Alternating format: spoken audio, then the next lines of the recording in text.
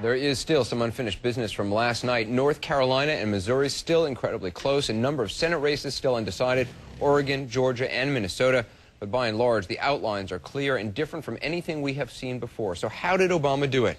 Breaking it down across the board, John King at the Magic Wall. John, break it down for us. Anderson, how he did it was by keeping a promise. Remember when Barack Obama won the nomination? He said, I'm going to turn red states blue. He said, I will compete in Florida. I'm going to compete here in the South, Virginia and North Carolina. I will have the audacity to challenge the Republican foundation in Ohio and Indiana. And guess what? The Latino population is growing out here. It is the future of the Democratic Party. I will not only contest for it, I will win it. Well, let me cross the map and take a peek. This is last night. This is Barack Obama's Electoral College landslide.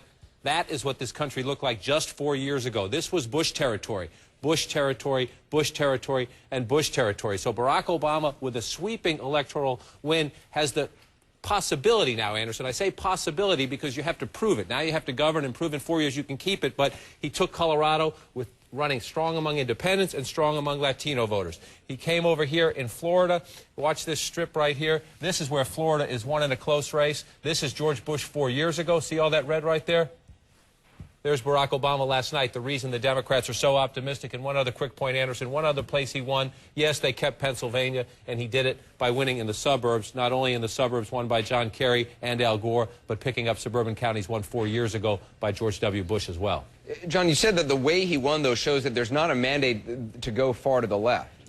A message that you have room to maneuver on the economy, but be careful, and let me show you why I mean that. This is the country full county. This is the presidential results across the country by county. Watch south of this line for a reason. This is Bill Clinton back in 1996. Look how much better the Democrat did in the South when it was Bill Clinton from Arkansas, a Southerner who was perceived as a centrist. Without a doubt, the electorate voted for Barack Obama, but still perceives him to be a liberal. And one thing you do not want to do when you win an election like this, a sweeping election like this, is alienate the people here in a place like Cincinnati. Why? George W. Bush carried that county 4 years ago. You do not want to drive them away. One more example of this is we'll come over here and we'll look at Pennsylvania. If we can get the map to cooperate with us at the moment, we'll bring it back out. You come over to Pennsylvania and bring it out. I mentioned the suburban sweep here. Look down here, Anderson. We'll keep this in green so you can see it better.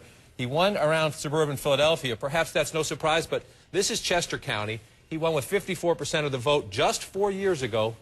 Those were the voters who backed George W. Bush in a close contest in Pennsylvania. So Barack Obama is making inroads in communities that not too long ago voted Republican. The last thing you want to do if you want to keep them 4 years from now is to alienate them with a liberal agenda.